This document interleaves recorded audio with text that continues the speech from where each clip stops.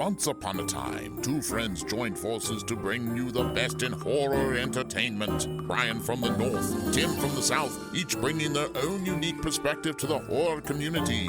Movie reviews, Blu-ray releases, beer pairings, games, and more. Welcome to your new home for horror. This is Civil Gore. Hey there, everybody. Welcome to the Civil Gore Podcast. This is the December Discmemberment. I am your host, Tim. And this is Brian. And we have for December, I think it's got, it didn't have a lot of releases, but it's got some decent ones, I think. Yeah, there's definitely some solid picks of the week. In fact, Brian and I agreed on every pick of the week this month, so that tells you something. Yeah. But yeah, we will kick it off here with December 7th. The day you were listening to this, and we will get started. Hopefully. Yeah. Now, got to jump on these dismemberments if you want them timely these days. Yeah, we just recorded our holiday gift guide, so if you haven't listened to that yet, that dropped yesterday. So definitely go check that one out. And we'll start things off with our good buddies at RLJ Entertainment. They're the ones that typically do these Shudder releases. And the first one up is, of course, Creepshow Season 2, which came out this year. Creepshow, the new anthology series based on the 1982 horror comedy classic, is still the most fun you'll ever have being scared. A comic book comes to life in a series of vignettes. Each explores terrors ranging from murder, creatures, monsters, and delusions to the supernatural and unexplainable.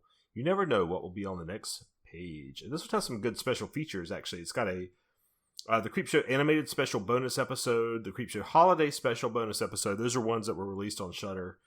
WonderCon Home 2021 interview with Greg Nicotero, photo galleries, comic art booklet, exclusive never-before-seen behind-the-scenes featurettes, behind-the-scenes raw footage, and the cover is a reversible sleeve art created by San Julian and by Rich Hilliard, respectively. Nice. So, season 2, I have just finished. And I think I have a couple more episodes, actually. Yeah, so that's like any anthology series, it has its ups and downs. There's episodes that are better than others, but overall, I just love the concept. I love the idea. I love everything about it. Yep, same here. That's a guaranteed buy for me. I didn't make it the pick of the week. I think it's kind of an obvious one that I'm definitely going to get, but I think when you hear our pick of the week, you'll completely understand why. Next one is another RLJ Entertainment one. This one is Werewolves Within from 2021. This one I've been dying to see. I have not seen it yet. It's one of those ones that it's on my list, and it's just, there's these movies that just, it's hard for Tim and I at some point because we get a lot of screeners too, and we got a lot of other stuff that kind of gets pushed ahead of our own personal watch list, just because of some responsibility to the show, which is not bad because it's not like we get bad stuff either. So yeah, that's right. We're just not getting. There might be something like this which we've been dying to see, and you're like, well, just watch it already. I'm like, well, sure, it'd be nice and easy, except I got this to watch for the podcast, and this, and they're all good, but yeah, and they're all just as exciting. So, but anyway, yeah. So this one's if the feature adaptation of the video game where werewolves attack a small town. It's brought to you by AT&T. No, I just say that because Melania Weintraub, I think if I pronounced her name right. Of course, she plays Lily, the AT&T girl. Yes, I love You'll her. recognize her right away. Yeah. She's actually a good actress too, because she's been in some other movies. And so, yeah, so she's in that. Looks really fun. Kim and Ket did a great episode on it. It was hard because I listened to it, but also didn't listen to it at the same time. I did the same thing. It's funny, yeah. Yeah, because I wanted to hear Kim and Ket, of course, but I tried to I've been able to do, I've learned the talent of doing that because I never like to miss an episode of them. So what I do is I literally can tone out the actual thing that's going on in the movie and just focus on the Kim and Ketisms in it. Yeah, I think I'm kind of the same way because I have not listened to an episode. I had backed up a lot of episodes because I was going through a phase there where I wasn't listening to anything I haven't seen yet.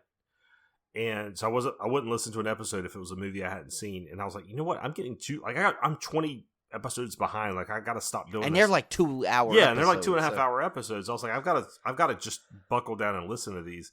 And I found that it really didn't spoil it for me, even though they essentially, they even say they spoil the movie because they walk through the entire thing.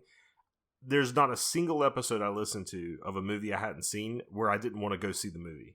So Right. yeah. In fact, I want to. There's some I want to see more. Right, yeah. Because of they have such a talent. They're so good that they're and there's so that they manage to like entertain you on like a whole nother level than the movie does, and doesn't ruin the movie. Still, it's like I tell you, it's a talent I don't even think you could like develop. You just have to have it.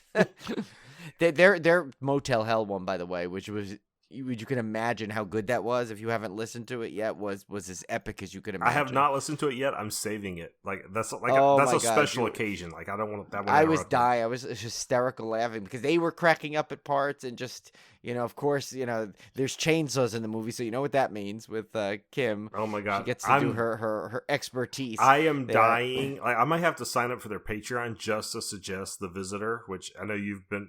Me and, yeah, I haven't seen that, but you and Emily were in our my discussion. God. There is going back and forth. I'm like, well, do I need to see it now? Yes, you guys do. but I'm still gonna watch it. I would kill to have Kim and Ket do this movie. It is so bonkers. I would love, I would die to have them do this movie. Yeah. Maybe we should like join as a Civil Gore like patron, like together. We can just like we gotta have some. We gotta have some influence because that movie is, and we still gotta have them do the Donald Sutherland ass movie, which I can't think of. Don't look now, right?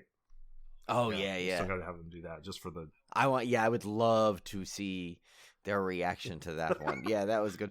Yeah, there's just a lot. Yeah, it's like it's so funny though. I mean, we told them this. We've had this discussion with them and amongst ourselves, you and I, the two that were like, we totally like. I was like, there's movies I watch and I'm like, oh my God, they got to do this movie. Yeah, like because you can picture what their reaction. I can almost write their script. It's like not that they're scripted, but you know what I mean. I just almost like see it in my head.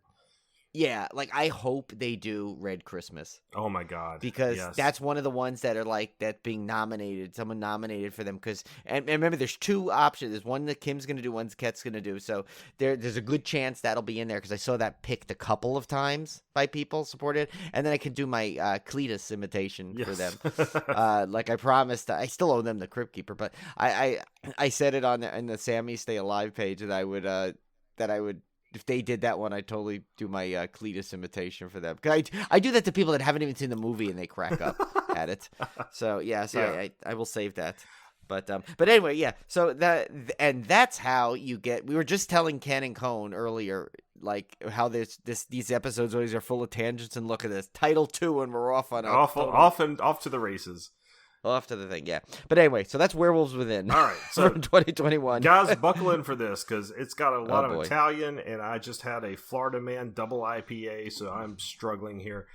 This is from Arrow, and it's the Giallo Essentials Yellow Edition. So you might recall in a past Discmemberment, maybe a week or two ago, I don't know, or a month or two ago, we had the Giallo Essentials Red Edition, which is the first one that came out. This is the Yellow Edition.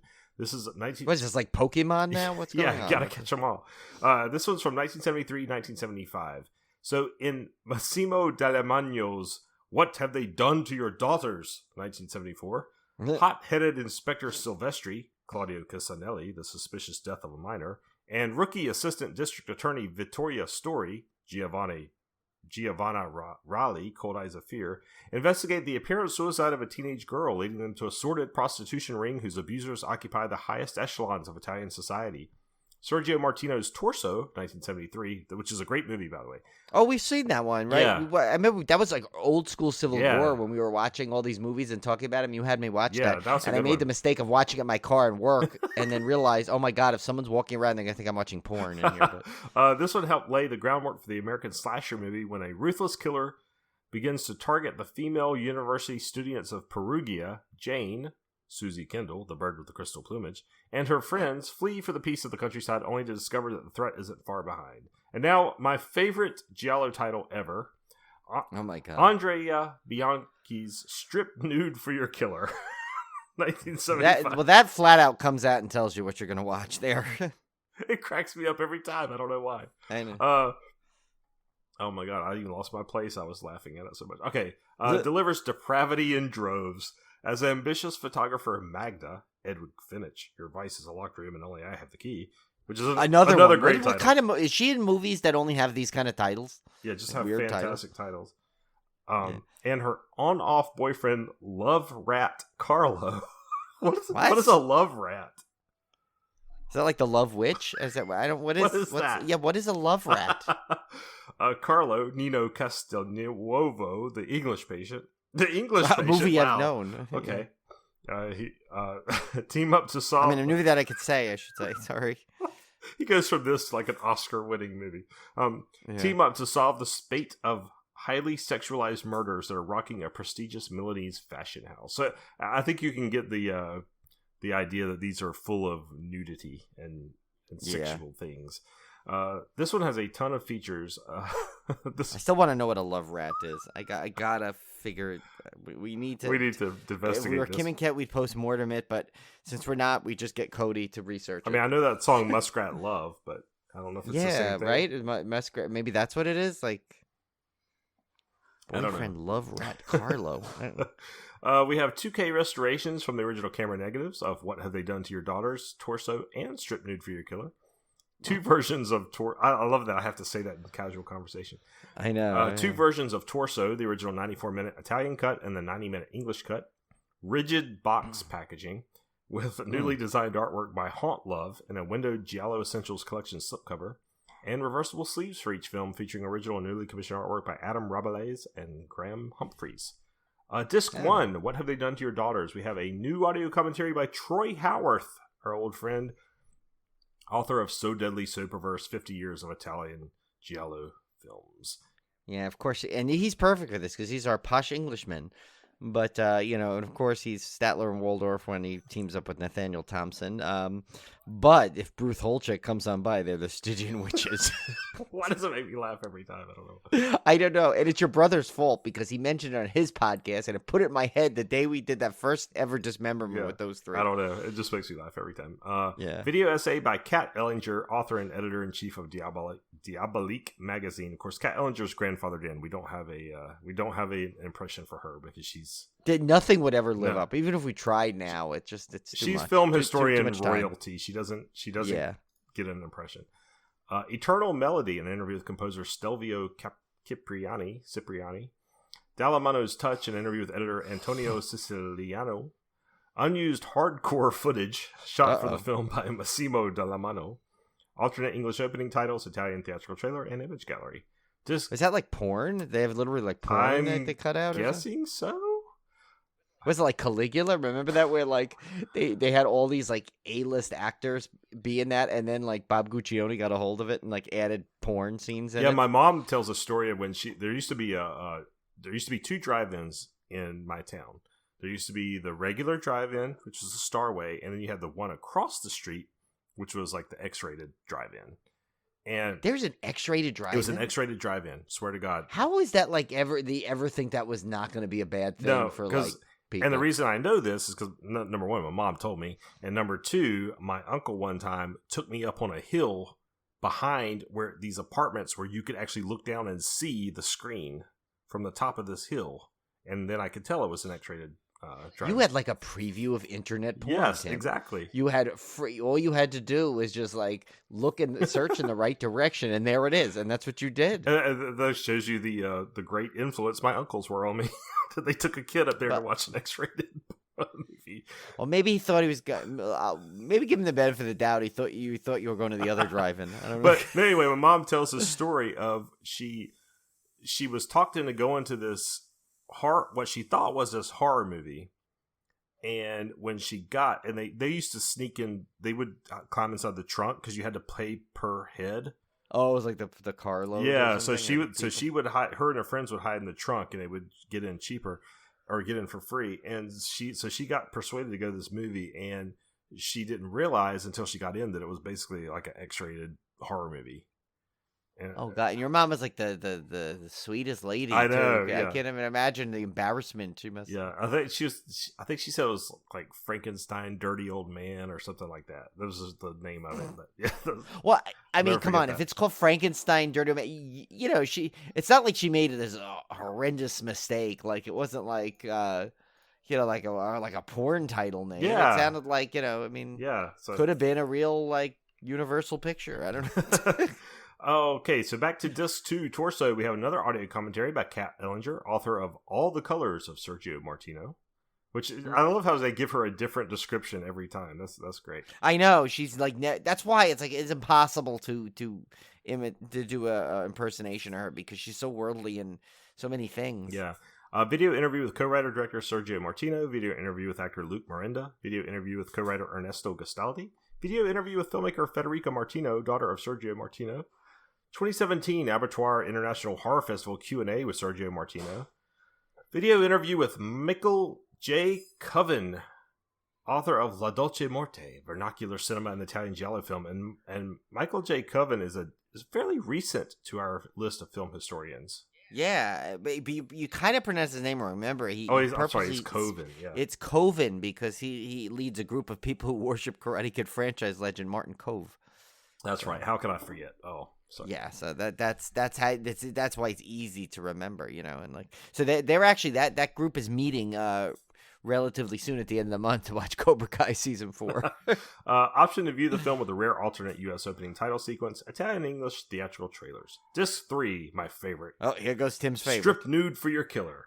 Audio commentary by Horrorpedia.com's Adrian J. Smith and David Flint. And Sex and Death with a Smile, a video essay by author and critic, guess who? Kat Ellinger, on giallo and sex comedy icon Edwidge Finch. How would you like to be? That'd be a great title to live up to, sex comedy icon. I like that. I know. Well, I was going to say when you mentioned her, she's actually really like in a lot of these type of movies. I always see her name listed on these things, it's like, cause what was that? It wasn't Shudder. Or maybe it was at one point had a bunch of these on there. Remember? Like, I think it might have been early on Shudder where they had a bunch of Jess Franco titles too. And maybe I know Full Moon. Remember, Full Moon had a lot of these like racy. Oh titles. yeah, Full Moon did have a lot of that. But I remember, like every one of them said like starring Edwidge Finch or whatever her name is, or Edwidge Finch. She's a bird either way. I can't like. Yeah, I don't. Sounds like a bird. A Good Man for the Murders, an archival video interview with actor Nino Castelnuovo. The Blonde Salamander, a video interview with actress Erna Schurer. The Art of Helping, a video interview with assistant director Danielle San Giorgi. That doesn't sound like a feature that would be on here. I know. It sounds like something you'd find in the back of Barnes & Noble in the self-help section. Jack of All Trades, a video interview with actor and production manager Tino Pelinghi. I'm sorry, the title of that one and what the movie is about just makes me laugh. Okay. 2 versions of the opening scene, tinted and untinted. I don't know what that opening scene is, but yeah. What are they tinted? Exactly. Original Italian and English theatrical trailers and image gallery. I'm gonna have to watch this one just to address my curiosity about that title. I kind of want. The Arrow does it to me all the time. They always make them just so appealing that I'm gonna have to buy like both these sets of these giallo ones. I swear. And even that wasn't our pick of the week, if you can believe it. I know that was not even that, and that could have been easily. Yeah. But again, you'll see which one it is. Next one is from MPI Media Group. Broadcast Signal Intrusion. This one I've never even heard of, but wow, was it like great trailer? Really a great creepy trailer. Yeah. This one looks cool, and it looks like it's like a plot that's been done, but something about the way they crafted this trailer and some of the imagery makes it like almost seem like it's a new idea, which we know it's not. But so basically, though, it's in the late 90s, a video archivist unearths a series of sinister pirate broadcasts and becomes obsessed with uncovering the dark conspiracy behind them. Now, both those plots are different, where someone, how many times you've seen a movie where like a terrorist or someone like,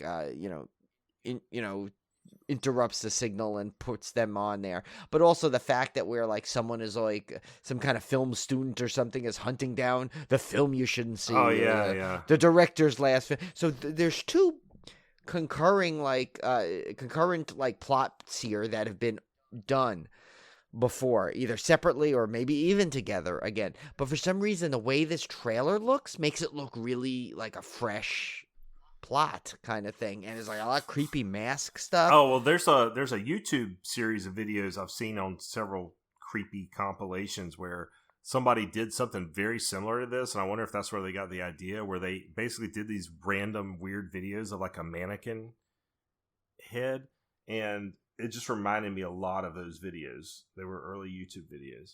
Well, yeah, mannequins are scary to begin with. I mean, the only one that wasn't maybe was Kim Cattrall, but but mannequins are just scary in general, because they're never really looking at you; they're looking above you, kind I got of a thing. strong They're always like, tourist trap vibe from this. yeah. Oh, by the way, that was another Kim and Kat classic, the tourist trap one. It's another one you. Yeah, that one I did listen to. That one was great. Oh yeah, that one was like is just as I could imagine it would be. There's a pregnant mannequin in Target, in our local Target, and every time we go in there, I'm going, man, that baby still hasn't come out. So Anna likes that. She laughs every time. Yeah. Well, there was one time I forgot where it was, but there was a mannequin, and I was like a mannequin's thing set up at one of the department stores, and every time I would purposely go over there and like pretend to shake their hands and fall off, and so literally there was one. At one point, there was like a store with like 17 mannequins without hands, thanks to me. But yeah, so that's. I like doing dad jokes with mannequins. That's one of my Target pastimes. It's very entertaining though. It's like it's fun for you and the kids, apparently the audience. Yeah. All right. So next up we have from Code Red, Blue Monkey, aka Insect, and even the trailer can't decide what to call this movie. Yeah. This one's from 1987. Detective Jim Bishop and Dr. Rachel Carson must find a way to stop a giant monstrous insect that's eating people in her quarantine hospital before it procreates and spreads a deadly infection it's carrying. Well, I guess the infection's worse than the giant insect eating people? Maybe? Okay. I don't know. Yeah, but this trailer, it literally looked like a compilation of every single 80s horror and sci-fi movie put into together. What's great is the trailer shows... I might have these backwards. It shows one title, and the narrator is saying the other title. Yeah, it says insect, and they say blue monkey. Yeah, so I'm like, whatever. It's recently remastered from the original 35mm camera negative, trailers, limited edition O card, and an insect wrap with reversible alternate blue monkey art. Well, that's cool. They give you both titles in the cover art. Yeah, that's a neat little tip there. Little perk there. Next thing is Severin Films. They always got a bunch of good stuff, and that's Eyes of Fire. This is not one of them, though. Anyway, it says a preacher is accused of adultery, and he and his followers are chased out of town and become stranded in an isolated forest, which is haunted by the spirits of long-dead Native Americans. Kind of like the witch, remember? They got exiled into the thing there. But it did remind me of the witch, though, although it was a weird, like I said, I couldn't tell if this looked creepy or more like a Monty Python sketch. I couldn't tell. Yeah, and I kind of countered too with I said, if Sid and Marty Krofft made a horror film, this would be it. Yeah. Looked very weird and like Saturday morning-y. But there was some creepy stuff to it too. That was kind of weird. No, it wasn't like all bad. Like it's not like I wouldn't watch it if it was on. Maybe check Tubi. Maybe they have it. Yeah. But this disc for Severin, as always, is packed with some stuff here. So I'll give you this new 4K restoration for the original camera negative, audio commentary with Colin Dickey, author of Ghostland, An American History and Haunted Places. That's kind of cool. I think I've read that book, actually. I think I've read that book. Oh, did you? Yeah. Mm-hmm. Oh, wow. I'm pretty sure I did. So anyway, but I do like when they have a commentary of like an expert of something that kind of adds like little things like that in there. And then it has The Secret is in the Trees. Nightmare USA author Stephen Thrower interviews Avery Crounce. And so Stephen Thrower, of course, he's still a scholar, not a historian yet. He was once a guest on Fowler and Pratt. How about that? Just because of his catchy last name was assumed to be a star pitcher, though. But he shattered those illusions after posting a 2-16 record and an 8.74 ERA in his first 2 seasons of college baseball. Wow. So he just has not been successful. Poor Steven. He'll never be a historian. He's got to be there. I guarantee you one of these days he will get elevated to that level. But anyway, this Crying Blue Sky, alternate longer cut, restored in 2K from director's personal 35mm answer print. Plus, it's got bonus short films. The Legend of Sleepy Hollow, Sam Weiss from 1972. Genre icon John Carradine narrates his atmospheric animated adaptation of Washington Irving's classic story, newly scanned from the 16mm for this release by Educational Film Archive, AV Geeks, courtesy of Pyramid Films. That's really cool, actually. I like that. The next one is Transformations, Barbara Hirschfield, USA, 1972. Again, it's 8.5 minutes. That was so weird the way they worded it that way. This is a fascinating feminist experimental film shot on location in Vermont about a group of witches performing white magic, courtesy of the Vermont Archive Movie Project. VAMP. I like that. Yeah. That is pretty good. That's perfect for them. They're like, all right, we gotta have a cool sounding name. Okay, we got the V for Vermont. Now we gotta work out something so it comes up with AMP. Yeah. But the next one is Backwoods. That's Ryan McFall from the UK at 2018. It says a scholar drifts from his path and finds himself in a house he takes for deserted, based on H.P. Lovecraft's The Picture in the House, courtesy of Miskatonic Films. Cool. So you got a little Lovecraft in there too. Yeah, I like that. All right, next up, and our last before our pick of the week is from Shout Factory, and this is one of their kind of bare bones releases. This is Trog from 1970. People call him Trog, short for a prehistoric cave dweller called a troglodyte. To an anthropologist, Joan Crawford in her unfortunate final film, he's I'm assuming, I haven't seen this. He's the scientific discovery of the age, a wild half man, half ape, not to be confused with serial apist, which we have to, which has to make it into every. We are contractually obligated to mention serial apist. We almost need to get one day. We need to get somehow Kaylee Cuoco on here just so we can say that to her. We'll say, listen, please. I know you'll be like, you're not a horror person. I know this really sounds like the weirdest request ever, but could you just come on one episode for a few minutes so we could discuss the fake serial apist? To others, he's walking death. A grocer is impaled on a meat hook. A car is tossed aside like a twig on a shoulder of a mighty stream. A child is kidnapped, all after local resident Sam Murdoch. How do you spell it? Is it Michael Gow? Michael Go? Michael. I always pronounce. Now I know this is wrong, but I always pronounce it as Michael Gauche. Gauche? But I don't think that's correct. I have no idea. I mean, I know who he is, obviously. He's Alfred in the Batman I just never know how to pronounce his name. I've never heard anybody say his name. So anyway, Michael, we'll call him Michael G. All after local resident Sam Murdoch, Michael G. prods the brute into a blind rampage, which I thought this thing was a woman for some reason because it has a feminine look to it. In true horror tradition, Murdoch's behavior leaves no doubt who the real savages are. So I used to have this book called, and I still have it because I tracked a copy down on eBay, and it's just called Horror Movies. It's a hardcover book. I got this as a kid.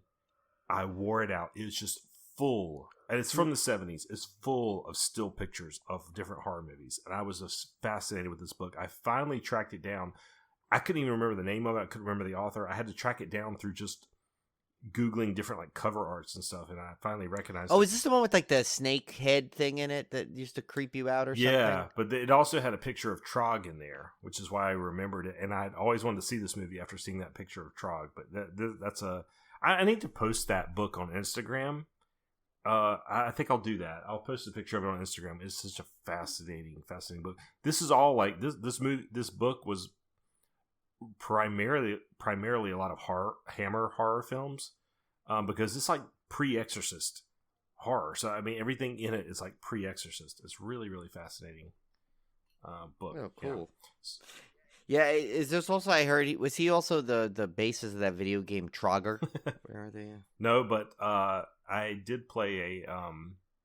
Joshua and I have been. Well, let's go on another tangent while we're at it. Joshua and I have been playing a really cool game. Is co-op only. It's on Xbox called It Takes Two, and you literally can only play it with two people, because one person controls one character and the other person controls the other character, and it requires teamwork because the puzzles and stuff require teamwork. But anyway, there's a sequence in there where you're riding on a frog, and it reminded me of Frogger, and so I had to go through this long explanation of what Frogger was because Joshua had no clue what the original Frogger was. And they have an arcade one-up of Frogger, I saw. Yeah, but it was kind of a cute moment because he was he's just staring at me like I had three heads because there used to be this cool video game where you take a frog. No, but there's a game on that I was playing. I think it was on an iPad. I was playing with my nephews last year. It's like basically Frogger. It's Crossy Road, Crossy Road. That's basically Frogger. That's what I was trying to tell him. I was like, you played Crossy Road. That was Frogger. Except Crossy Road is you want to like strangle yourself through it. When Frogger, at least there's an end point. Yeah, Crossy Road's like infinite Frogger. It's so frustrating. Yeah, it's like Frogger if like Frogger broke and you're never going to get to the end. Yeah. But speaking of getting to the end, we're at the end of this week because now we have our pick of the week. Tim, We both in unison, and you'll know why. We've actually mentioned this before, I think. Yeah. And this is from Shout Factory, and that is Krampus. 4K, the naughty cut. I love so this is movie. like, I guess an R-rated version, essentially, or what he cut out to make it PG-13, right? Yeah, this one, and I love this movie. Not as much as Trick or Treat. That's always going to be my favorite. But Right. this one has, Well, both Michael Dougherty. yeah. So But this one to me has like grown in appreciation year after year for me because I watch it every year. This is like the like, you know how Trick or Treat is like the horror, the Halloween movie you'll watch every year. Like Tim's right. Like this is like the Christmas horror movie you're gonna watch. Although I have a lot now. I kind of like this one. I like to watch. I'm always gonna watch Red Christmas. Yeah, Black Christmas, obviously. Yeah. Yeah, and I'm always gonna watch. I always want to watch now Christmas Evil because that one like is just. That one's so bizarre in so many ways that like, but it's like I always crack up at the part where he's dancing, like really like all excited. But and then I think I want to watch Rare Exports again this year and the Christmas horror. There's so many good Christmas horror. Olivia has never seen. She revealed to me this year that she's never seen Black Christmas, the original. Oh, and that of course, Black I'm Christmas. I'm very excited to watch. And she said she would. We were talking about the original, by the way. Yeah. Oh my god. Just the original. Which after seeing this latest one. Even the remake's not that bad. I know the remake. I actually grew appreciation to the remake because at least that one kind of made like it just made you kind of see that they were trying to just be bold without being any kind of weird thing. And the funniest thing is, I remember when I approached that, I thought I was gonna get like we thought we were gonna get hit flamed. with people like, well, you don't get it that it's, but like everyone was like, oh my god, this movie was too preachy and it was bad. It was like just one giant statement and with a horror movie wrapped around it. And I'm like, it was bad. It was bad. Yeah.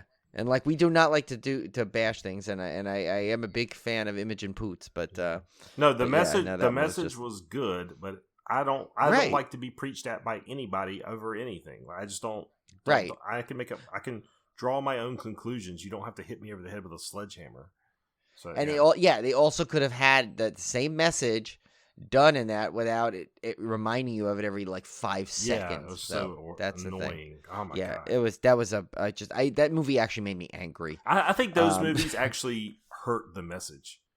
It does. It turns people now against it. Like it. Yeah, and people that like I saw other women discussing how they hated it, preaching it. Yeah. And then I'm like, okay, that obviously this has gone too far. If they, the people that like all, that believe in that message are already against this movie for pushing this message too hard. Yeah. Probably because of the reason you just said, because they know that they're going to push it to the point of where it loses its meaning already. Right. Yeah. People are going to backlash against it. Yeah. Yeah. Well, now poor Krampus got like tramped all over its lawn with the other Black Christmas comment here. But anyway, this one's the one that Tim and I did on the show. I love it. We both love it. It's fabled Christmas demon and his minions descend upon the home of a boy who loses his holiday spirit due to negative family dynamics. This movie is like, it's one of those movies that I think it's almost perfection between the cast who they have in it, what they're trying to capture, what they're trying to show. Just overall, just a really fun holiday horror film.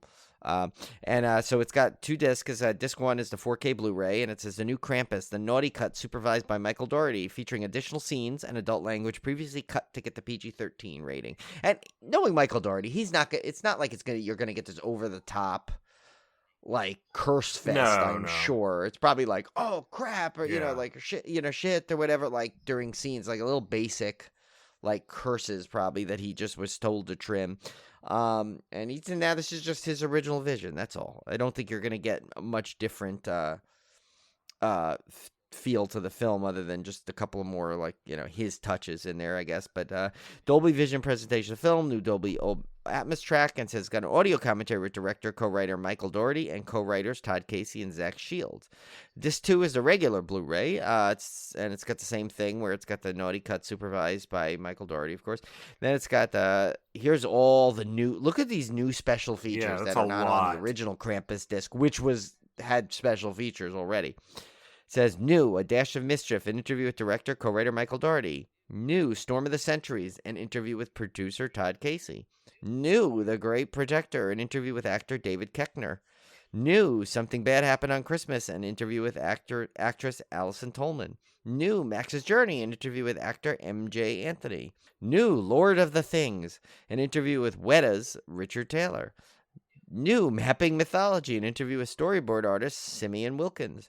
New, I, Krampus, an interview with performer Luke Hawker. I guess he played Krampus. Yeah. He was in the I suit. love the great behind the scenes of that suit. How cool that was. Yeah. So New, A Winter Chorus, an introduction with composer Douglas Pipes. What a perfect name for someone that's, for a composer, into really? music. Seriously? That's like when you're born into your profession. I know. It's like if you were born like Michael Jeeves, and you know you're going to be a butler. Like my parents would say, that guy missed his calling if he didn't, I know, yeah. Like you totally, right? Then the final audio commentary with director, co-writer, same audio commentary before. Krampus Comes Alive, a 5-part featurette, the making of the film. That was on the original disc. Yeah. It's a great That's set, a great, which was good. great feature. Behind the scenes at Weta Workshop, Krampus. Deleted extended scenes, not seen the theatrical cut. Again, these are all features that were on the original really good version, which I own, which I'm definitely going to double dip to get this version. Yeah. It's got a gag reel, alternate ending, theatrical trailers, photo galleries, creature art, storyboards, and more. So that is our pick of the week. To me, even with all the other great discs this week, that is a no-brainer because of how much we love this film, and now that we're getting more of it. Yeah, that's actually my pick of the month, actually. That's my favorite pick of the week. Oh, yeah, weren't we going to do that? Start doing pick of the month. Yeah, well, there you go. That's our first one. Pick of the month. Yeah, there we go. Done. All right, so that brings us to, let's do a quick recap of December 7th. We had Creepshow Season 2, Werewolves Within from 2021, Giallo Essentials Yellow Edition, which is a second Arrow box set from 1973-75, Broadcast Signal Intrusion from this year, Blue Monkey, a.k.a. Insect, from 1987, Eyes of Fire from 83, Trog from 1970, and our pick of the week, Krampus 4K Naughty Cut with a host of new features. That one is worth the double dip. Oh, yeah. All right, that brings us to the week of December 14th. Slightly smaller week. We have, actually the same. We have 8 releases this week. And we'll kick things off with Arrow's The Snake Girl and the Silver-Haired Witch. You get the big titles today. Yeah, Tim. this one is from 1968. This one looked really cool. Yeah, it did. Extremely fun Daiei adaptation of 2 shoujo horror manga into a single, crazily effects-laden story about 2 rival shape-shifting sisters who are on less than good terms. However, when an evil creature makes an appearance, they have to overlook their differences and join forces to battle it. For a 1968 movie, this looked really cool. I don't know about you, Brian. It's like kind of had a little, almost like a Crouching Tiger, Hidden Dragon vibe to it. Yeah, it was super, super cool. I really liked it. I definitely want to see this one. But we have a new film historian to introduce here. We have a brand new commentary by film historian David Kalat. Yeah, and so he, I don't know if you noticed, but goes by his friends. They call him Decal because he's the one who always sticks around. I like it. Duly noted. All right. This has This Charming Woman, a newly filmed interview with manga and folklore scholar Zach Davison. Theatrical trailer. Oh, was he? Or I don't know. I guess that's he hasn't graduated.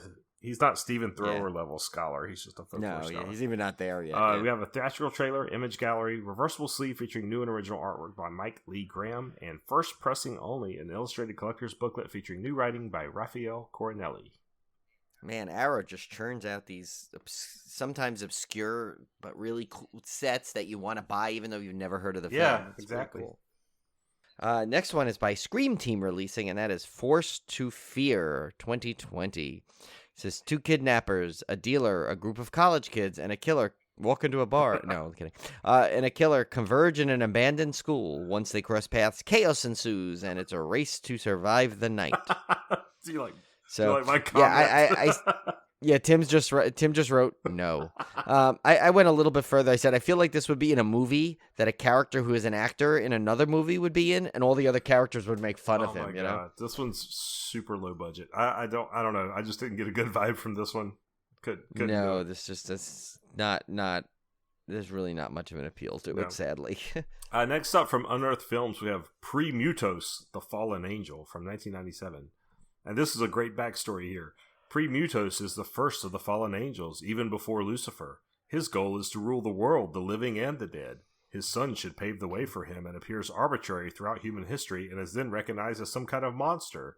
In the present time, a young man living in Germany begins to suffer from visionary flashbacks of the lives he lived in the past as Premutos' son! Exclamation point. He remembers how he appeared in the Middle Age when mankind suffered from pestilence and during World War II in Russia.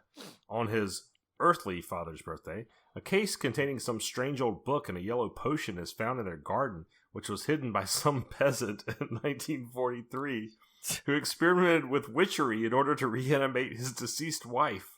When the young man gets in touch with the book and some of the yellow potion, he mutates into a monster and awakens an army of zombies ready to bring back the fallen angel Premutos and disturb the little birthday party.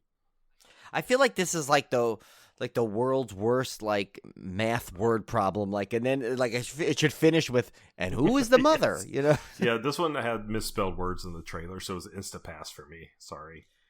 You got to proofread your trailer. And I also think it stole the music from some other completely different genre type movie, like a epic space adventure, because it's like this random music that's playing that's like very exciting. I mean, this was our Bube of the week trailer in there. There was some Bubes in there, but yeah, I don't know. But yeah, well, there's a special feature I think. There is making of Premutos trailers and a photo gallery. There really should be an explanation of whatever that description you read. Because I was so ready. I got lost halfway through. I didn't read the extras because I was ready to move on, apparently. See? That's what happened. Tim was post-Mutos. Yes. He's already been paid. He's no more pre. The next one is for our favorite, one of our favorite group here, Full Moon Features, and that's Crash from 1977.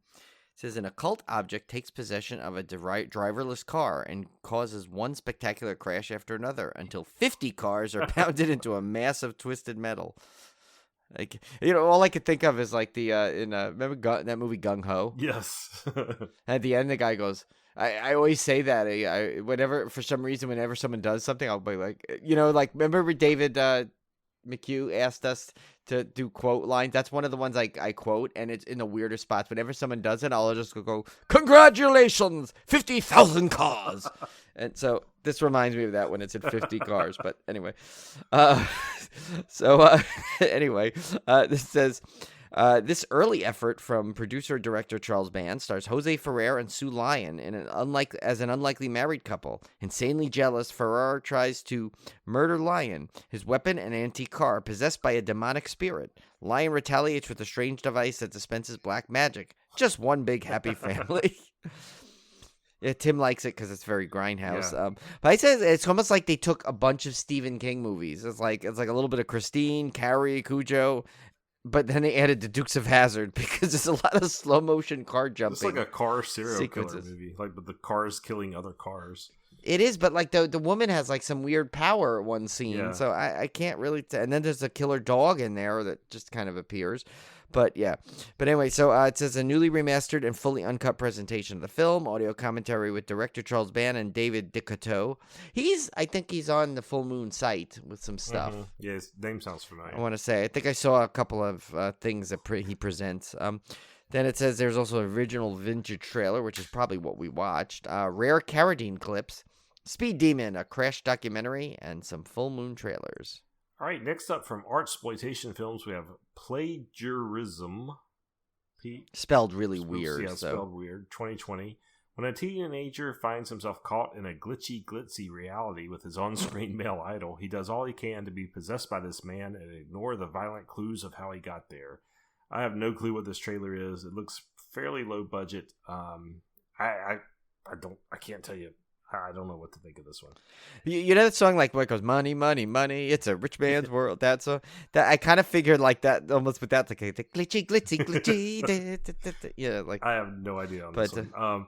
Yeah, I don't. I'm just said because I could not figure out what the hell was going on in this trailer. I literally had no clue. We are not being funny here. I did not understand what was going on. This one has an audio commentary with cast and crew, which may be able to shed some light on the subject. Deleted scenes, music video, and original trailer.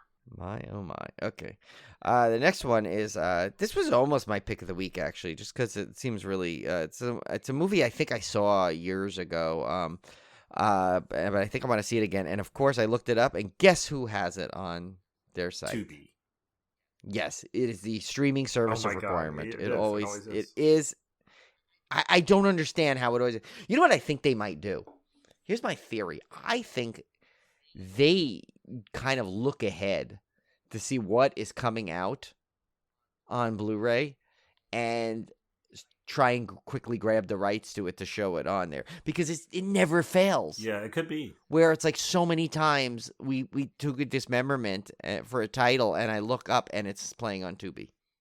Smart strategy, It is because then someone could watch it on Tubi. Tubi gets their cred, and they can fill a little bit of cachet up there with the ad companies, and then also the fans because they're like, oh, I really like that movie. I think I'm gonna purchase it now. It's a win-win. So yeah, so Code Red, you kind of might owe Tubi some royalties here because I may buy it when I rewatch this on your service and see if I mean, rewatch it on Tubi and see if I want to buy it. But anyway, this is from 1989, The Dead Pit. Renegade doctor is shot dead and entombed with fiendish experiments in the basement of an abandoned wing of a mental hospital. 20 years later, a mysterious woman is admitted with amnesia, and her arrival is marked by an earthquake, which cracks the seal to the Dead Pit, freeing the evil doctor to continue his work. You know, I'm gonna tell you what. I got a little vibes from this film, even though the plot is completely different and it probably has no similarities. It was just the look of the film. It kind of reminded me a little bit of the Manitou with just the way it was like. Yeah, I think the yeah, hospital you're right, sequences it and all the lighting, weird special effects. But anyway, it looks really kind of fun. Tim liked the red eye doctor in there because it had some weird doctor that kind of looked like. Yeah, he kind of reminded me of Grand Admiral Thrawn from like the Star Wars. You're right, Thing. So it's got a preview that's restored in 2K from the original camera negative, a new audio commentary by director Brett Leonard, writer Gimel Everett, and star Jeremy Slate. Interview with star Cheryl Lawson, interview with star Jeremy Slate, interview with director Brett Leonard. They couldn't really just put all this in one. Interview with co-writer, producer Gimel Everett, trailers, and a limited edition O-card. Next up from Scream Team Releasing, we have Loon from 2017.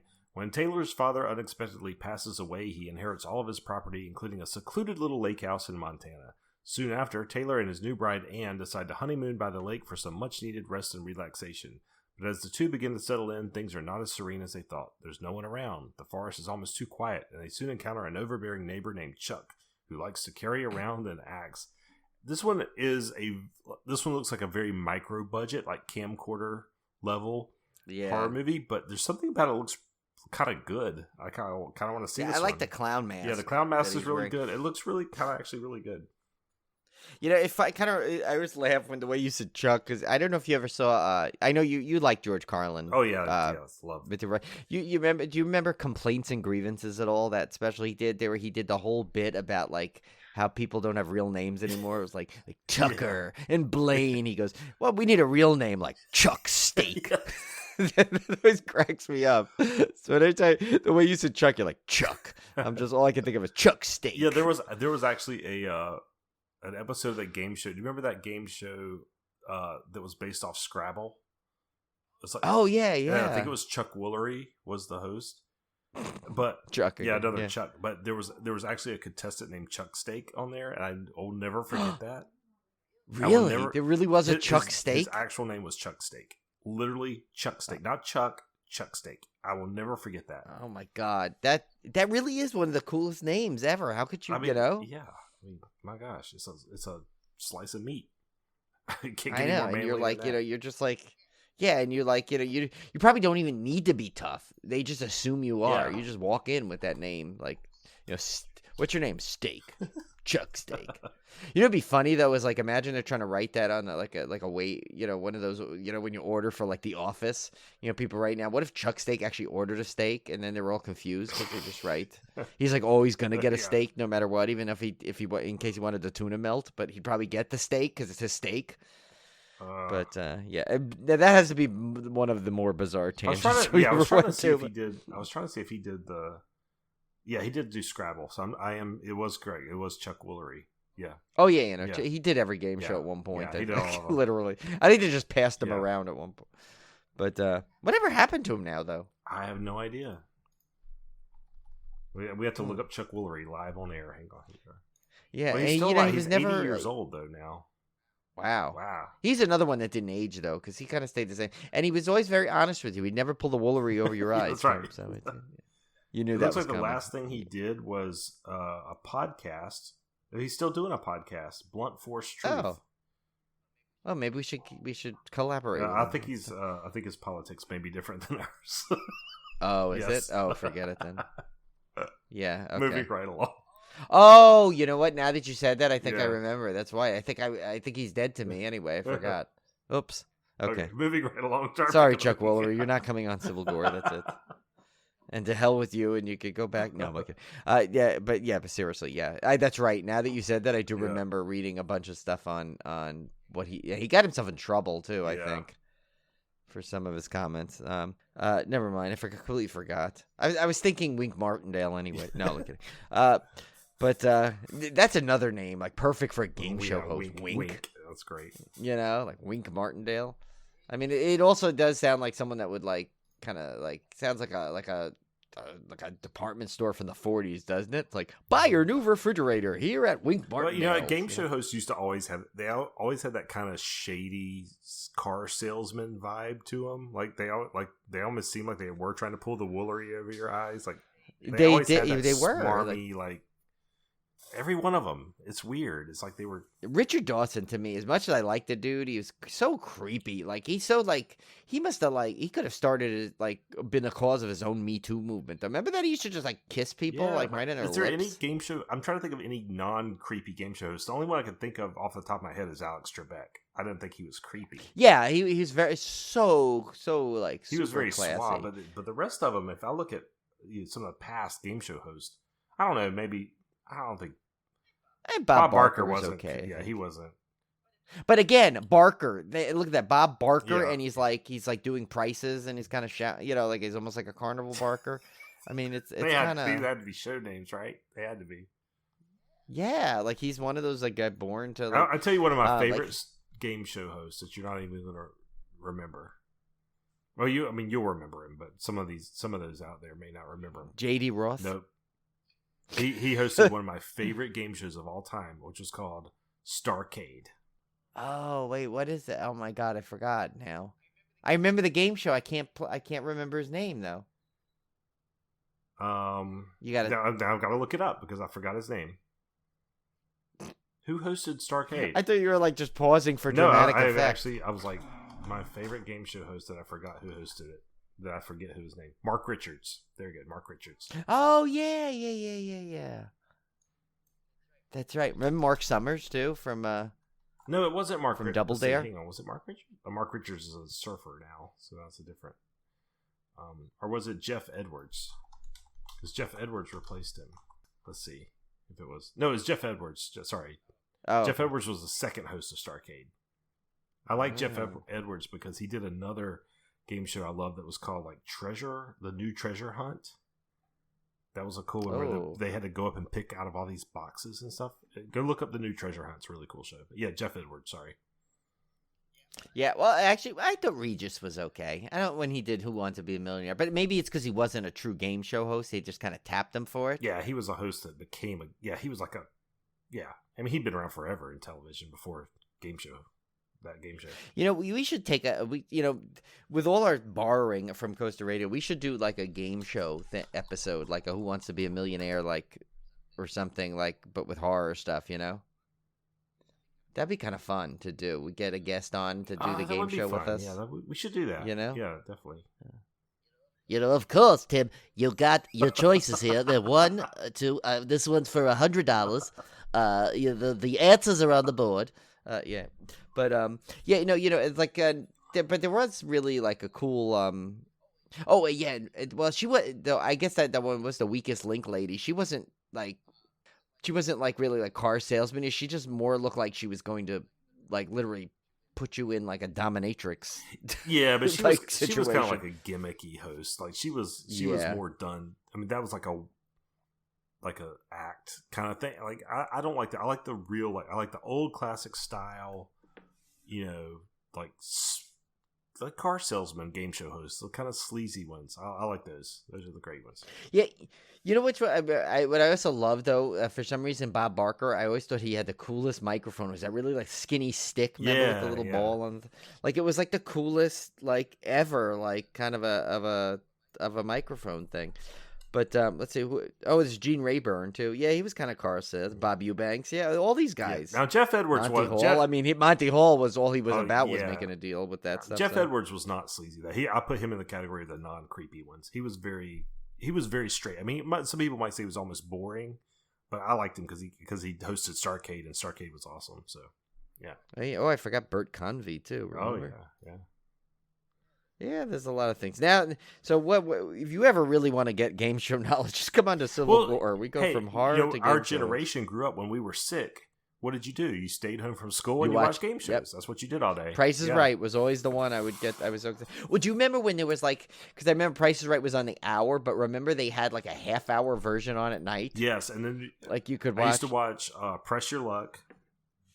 Oh, that was my favorite. I loved Press Your Luck, and Price is Right was my absolute favorite. Press Your Luck was my second. Yeah, favorite. Overall, Price is Right. If I had one favorite one, I had to say would be that. But then, I think one of the ones I had the most fun watching always was Press Your Luck. Because of the no whammies, no whammies, no whammies. And there was a guy that figured out the pattern of that and won way too much money. That's a fascinating story. If you ever go back into game show history. Oh yeah, I think you were telling. Was never some kind of. There was a documentary about it. Yeah, it was a documentary. Yeah. Yeah, it's pretty cool. Anyway, that's our game show tangent for the week. Yeah, sorry by the way. I don't know if that picked it up. I was trying to my phone lit up and I tried to scroll something, and it's one of those things where it ended up opening up Facebook onto some video that started playing. I don't know. I don't know why this lately it seems like it's like there's some kind of demon in all these phones. Do you ever notice that when you touch one thing and it opens up a video automatically? Yeah, it always happens when I'm on a Zoom call with a meeting, and it's always at the worst time. It knows. Yeah. But anyway, well, look how perfect this one worked out, Tim. But I mean, I feel bad. I think I'm going to do that. You should do this anyway, because it's it's really, I know it's my turn, but it's the pick of the week, and it was literally the 8th and final. Okay, well, I could take this one since we went on. Just because I want to make sure you get your pick of the week. Anyway. Okay, so our pick of the week for December 14th is the Kindred Steelbook edition from Synapse from 1987, and the reason usually I will not list the steelbook because normally they're just the regular edition of the movie in a steelbook case, but this one actually has a new 4K restoration. A geneticist takes his assistants to his old family home to locate the deadly product of his late mother's revolutionary research into rapid human evolution, his monstrous tentacled baby brother, before a mad scientist gets to him first.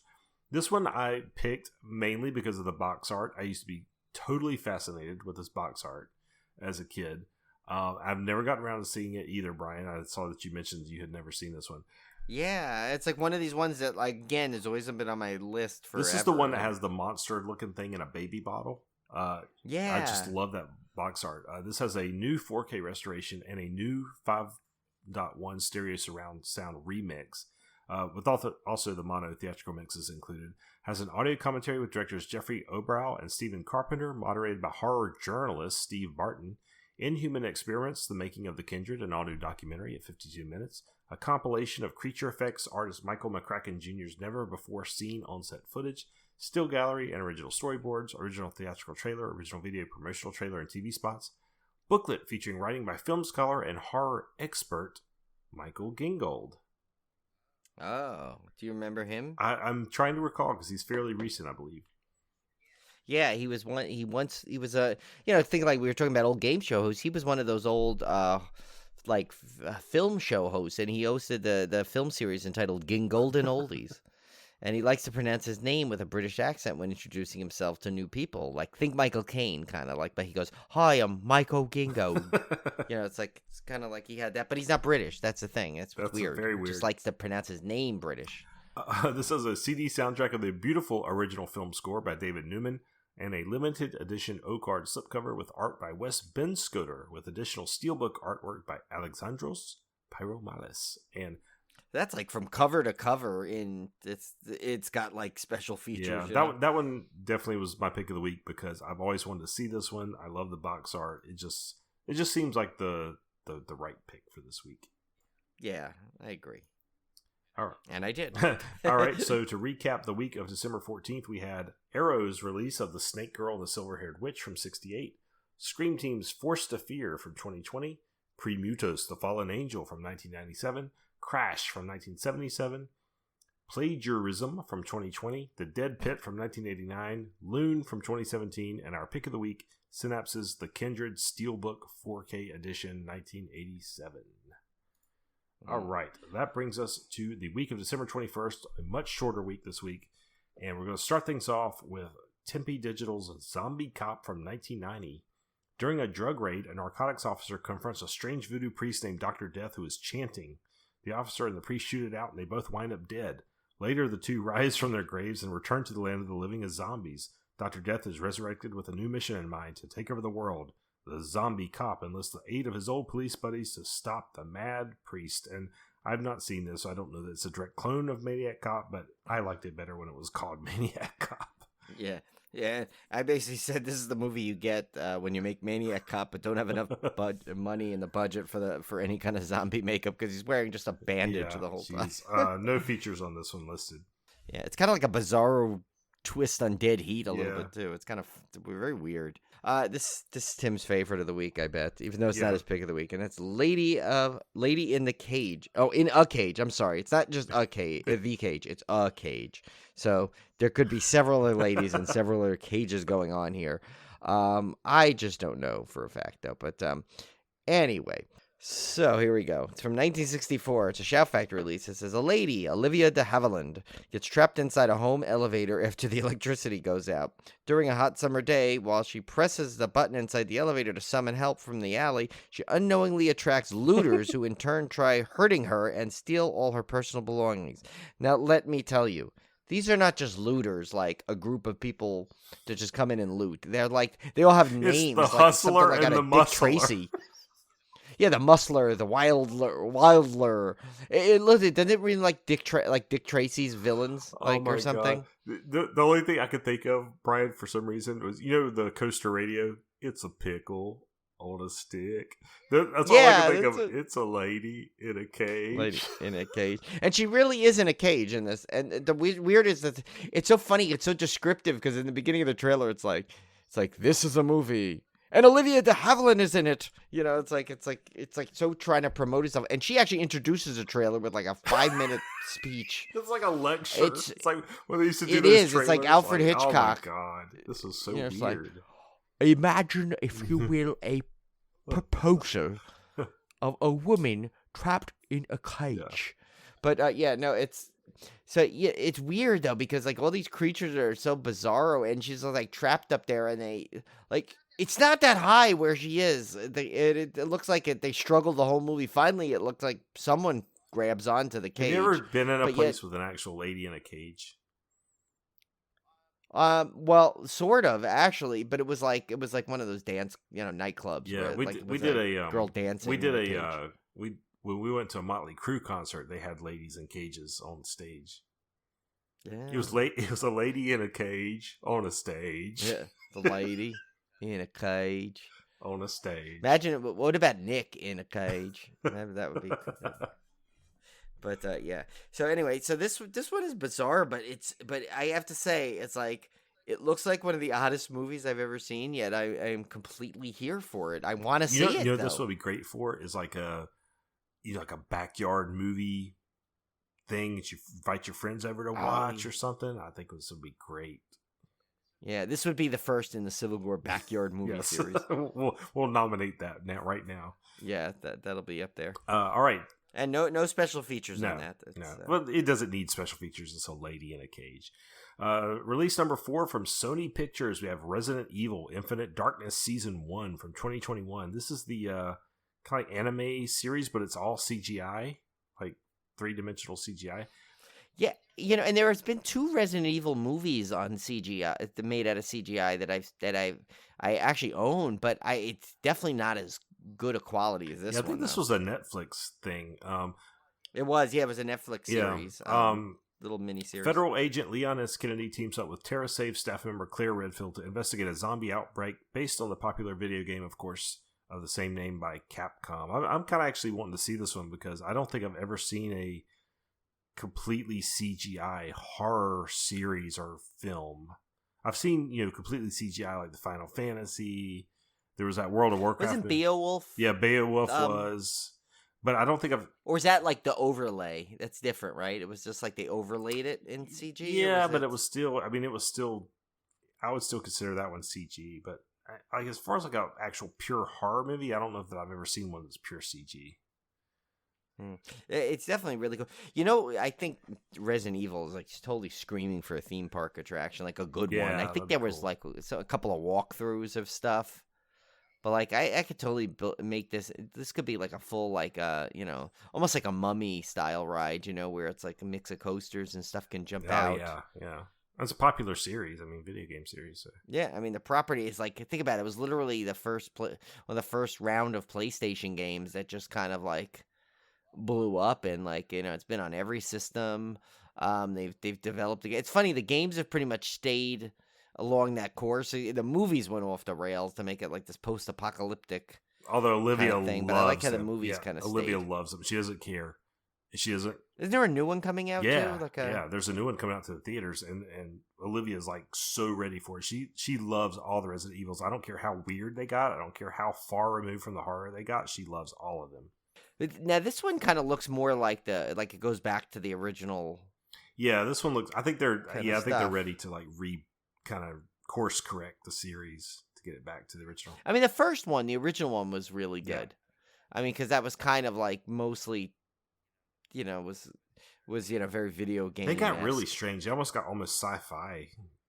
Yeah, no, I think they became way more sci-fi. I mean, it was always walking that line if you think about the whole technology behind like the serum, and the Umbrella Corporate, like it definitely was one of those horror sci-fi thriller like tight ropes it could walk. I mean, the game itself though, played true horror. It's just the story behind it kind of had this sci-fi twist to it, but either way, I definitely would check this out. I'm gonna watch if it's on Netflix. So currently, I'm probably just gonna look at it there, but I'm not gonna jump and buy it unless I really like it, because I do have every other Resident Evil like movie, so I want to kind of get that. But I remember got that really good deal actually. That box set that was like $60. It was like on sale for like $12 at Best Buy one day. I picked it up. It was a no-brainer. So the next one we have up, Tim, here is Tempe Digital's Kingdom of the Vampire. It says, inspired by the 60s soap opera Dark Shadows and George A. Romero's underrated thriller Martin, producer-director J.R. Bookwalter, I don't know what that is, but it sounds Bookwalter, from The Dead Next Door, I guess, he ushered shot-on-video features into the mainstream with his 1991 horror drama Kingdom of the Vampire. This gloomy tale was far from a financial or critical smash. No, really? No. Do you think so? Do you think so? Yeah. But paved the way for a tsunami of weird, wild camcorder movies throughout the 90s, decades before Hollywood abandoned film for digital camera. So it was ahead of its time, they're trying to say? I guess, But anyway, this was really super low budget camcorder type movie. I think all the budget went into the one pair of fake vampire teeth that you see in there. But that's really it for that one. All right, well that brings us to our pick of the week, and this one looks cool because I love hot vampire women. And this isn't the proper slot. Usually it's like the pick of the week so many times is that first one that we just skip past. Yeah, so this one is from Shout Factory. This is the Vampire Lovers Collector's Edition from 1970. I'm just a big fan of these female vampires from the 70s, lesbian vampire stuff. I just love it. Yeah, you got me to buy Vampiros Lesbios or whatever. Or I was a teenage zombazoing. Remember that one? Yes. I own that one. I love it. I don't know. I love female vampires. I think they're cool. Marcilla Karnstein from time to time comes back from her death sleep and under a different name, such as Carmilla or now Marcala, spreads terror in a village with her vampire powers. General von Spielsdorf loses his nubile daughter to Marcala and swears revenge with the help of expert vampire killer Baron Hartog and their doctor. Eventually they will kill the female vampire, but not before she traps a number of female lovers and victims. So, yeah, this one has Peter Cushing. It's got lesbian vampires. What else could you say? I mean, this is just great. This is a brand new 4K restoration of the film from the original camera negative. New audio commentary with film historian and author Dr. Steve Haberman, and not just one but two, Brian, and film historian and filmmaker Konstantin Nazer. Oh my God! And they're not supposed to be together, Tim. No, that this is like a weird combo mashup. Like I don't know what to think about this. Yeah, because in fact, it's known fact that, of course, Steve Haberman is the one who comes in. Haberman does whatever Haber can, but he says, but that's the one. Remember, he counteracts Konstantin Nazer, which is very weird. And they're here together though. So, and of course, Konstantin Nazer was the Nazer lips, and his brain was transplanted from Johnny Five from Short Circuit. So I don't know what to think of this. Like, I'm confused now. They're like, it's like a paradox. I know. It's like I'm like wondering if this is like the the like cats and dogs living together, mass hysteria kind of thing. I guess. We have new The Rapture of Cruelty, Carmilla in Classic Cinema, an audio essay read by actress Madeline Smith. New To Love a Vampire, an introduction by actress Madeline Smith. New Carnal Crimson, film historian and author Kim Newman on the Carmilla legend. She's of course, just Kim all over Newman. the place. Yeah, Kim Newman it's a is he. grandfathered in. Yeah, Kim Newman's I a thought it was he. Kat Ellinger for a second. No, Cal Ellinger and Kim Newman are only two historians that are grandfathered in. It's a K. New Fangs for the Memories, which of course that would be an obvious title that me and Brian would come up with. Of course. Fangs for the Memories. Film historian and author Jonathan Rigby remembers the vampire lovers. Do I know Jonathan Rigby? Is he? Yeah, so Jonathan Rigby, Tim, he wrote a book at one point. We mentioned him, but he wasn't eligible for thing. But he's actually, it's funny, he's related to Kathy Rigby, of course, the famous Olympian and Peter Pan portrayer. But that's really where the connection ends, because he hates gymnastics and Peter Pan, by the way. So. All right. We have an audio commentary with director Roy Ward Baker, actress Ingrid Pitt, and screenwriter Tudor Gates. And then another audio commentary with film historians Marcus Hearn and Jonathan Rigby. Yeah, and so Rigby we just mentioned, but Marcus Hearn, he was the one, he had a particularly loud and nasally tone when he speaks, earning the name Marcus Horn in high school. Imagine him and Nazer together. That would be the ultimate. Oh my God. That would be the ultimate nasal headache. competition. Yeah. Feminine Fantastique, Resurrecting the Vampire Lovers, New Blood, Hammer enters the 70s. Film historians discuss Hammer films during the 70s, so you get tons of film historians. Yeah. Madeline Smith, Vampire Lover, an interview with actress Madeline Smith. Reading of Carmilla by actress Ingrid Pitt. Deleted shot of the opening beheading, which is cool. Trailers from Hell, Mick Garris on the Vampire Lovers. Mick Garris is so awesome. Theatrical trailer, radio spots, photo galleries, movie stills, behind the scenes stills, posters, and lobby cards. Mick Garris is so awesome. When we did his panel, he would go up there and like sign stuff for free, just for watching his panel. That's how cool. Yeah, he's literally one of the coolest people I've met in all of like the horror film world. And his podcast is great too. Yes, if you haven't checked that one out. All right, so to recap the week of December 21st, we had Zombie Cop from 1990, Lady in a Cage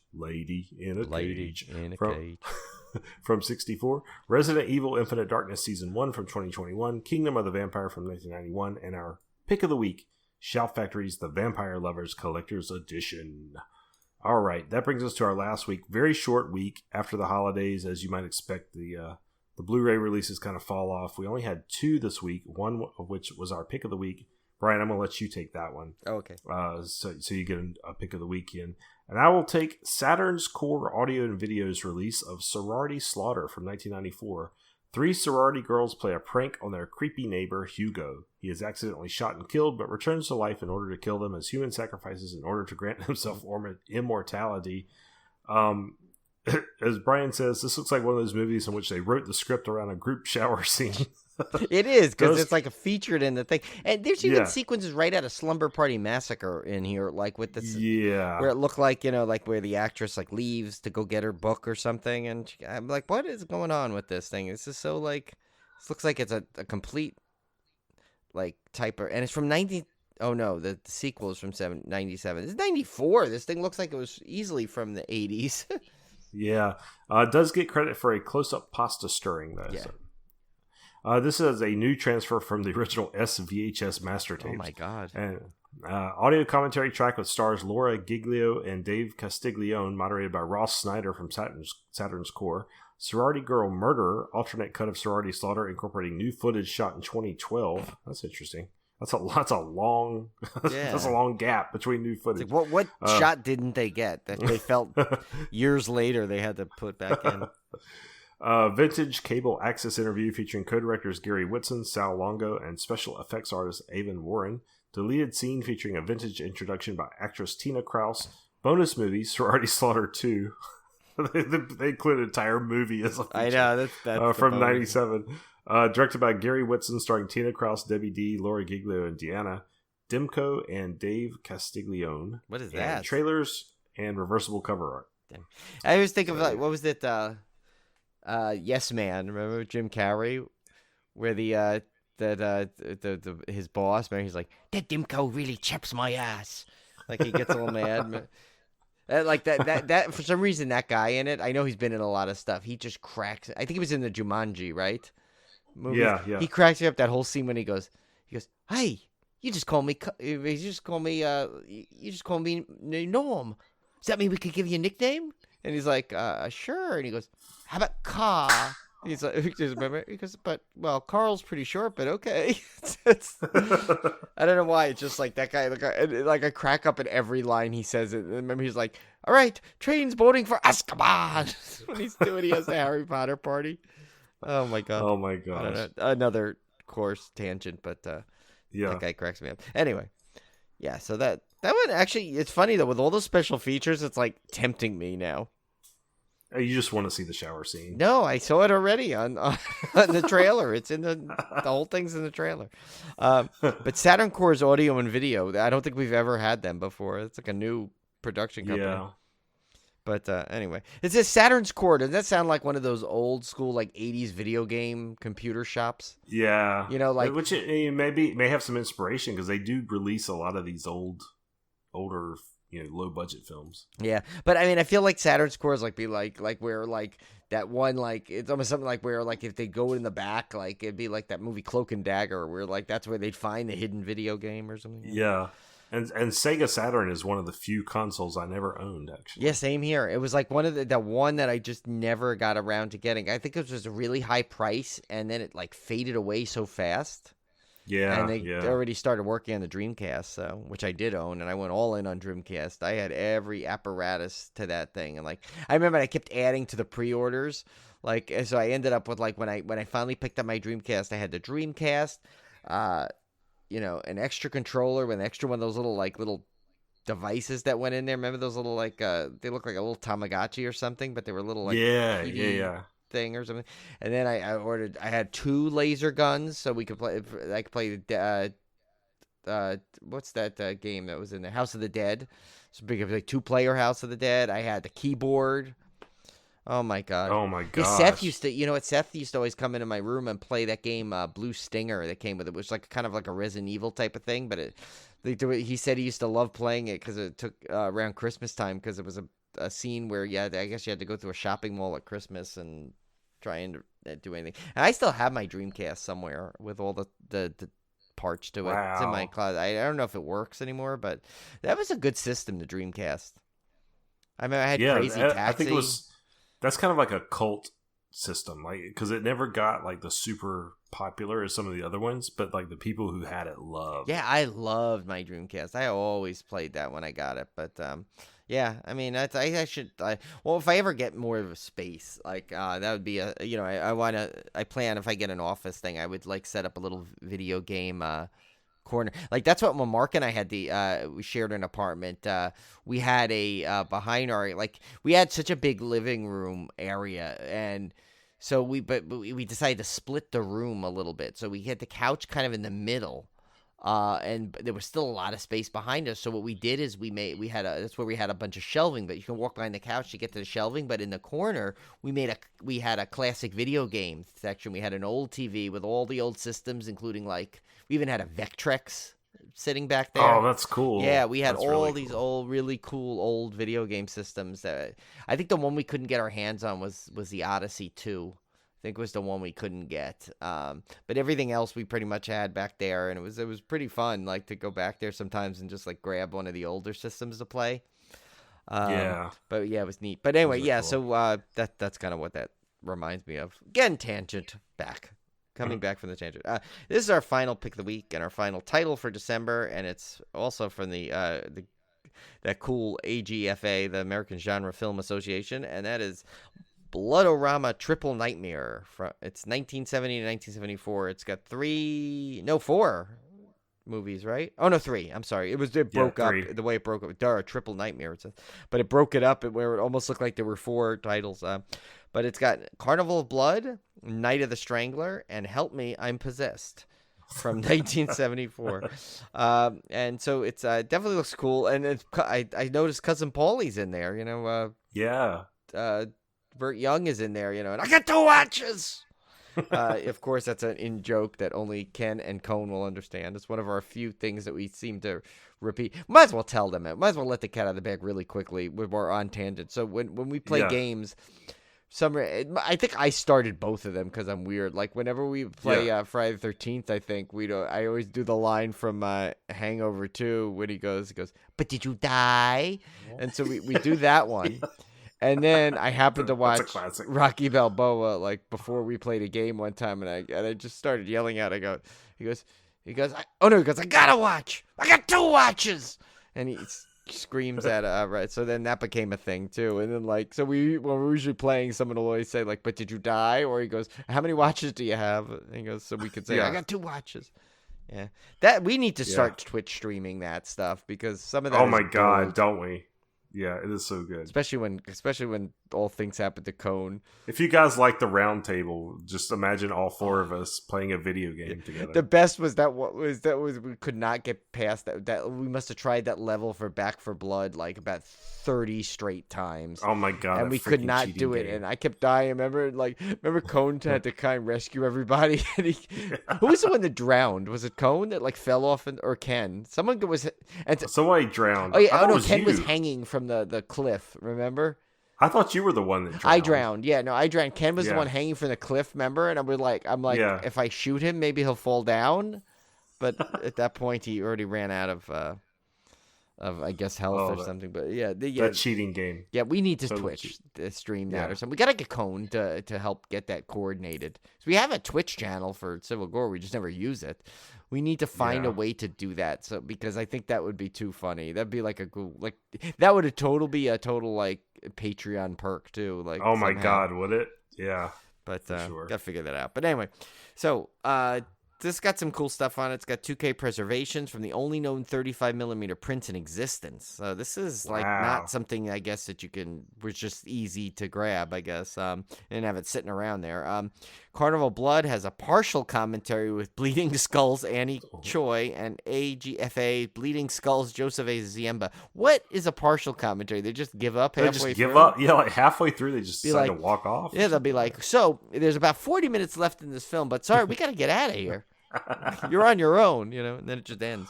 But then there's also blood-dripping trailers and drive-in snipes from the AGFA vaults.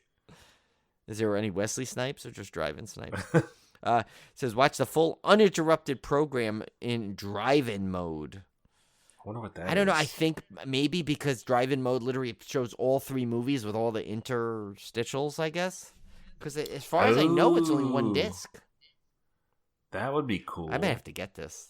Ooh, that would be cool. Do you remember? Oh my god! Do you remember that series on DVD? They used to have the drive-in movies. It was like a double feature. I have a couple of them on DVD still. It was a double feature, and it played like that, where it's like it just had these old school movies, and it'd have 2 or 3 movies on the disc, but also with all the interstitials in there, like the intermission things and all the trailers. I think I vaguely remember that. Yeah. Yeah, I got the 2. I think they released at least 2 or 3, and I know I have 2 of them.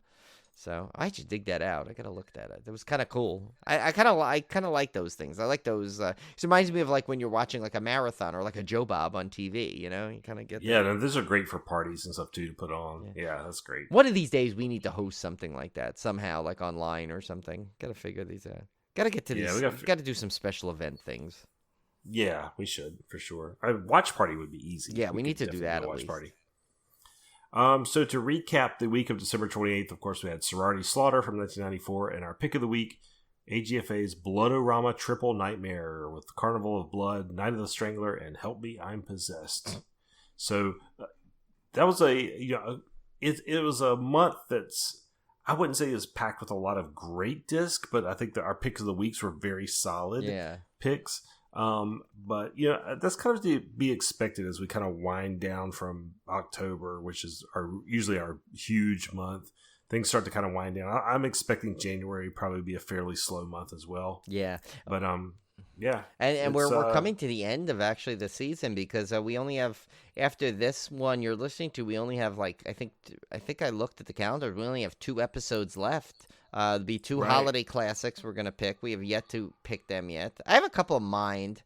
I think one of them we should do is that new one that hit Shudder, for other reasons, which we won't mention why, but we do want to watch it. But it's the Advent Calendar, I think, should be one of them. That would be a good one because it's brand new. That should be fun. And then I have an idea for another idea for the other one yet. I'm going to double check, see if it's worthy of it, or there might be something better.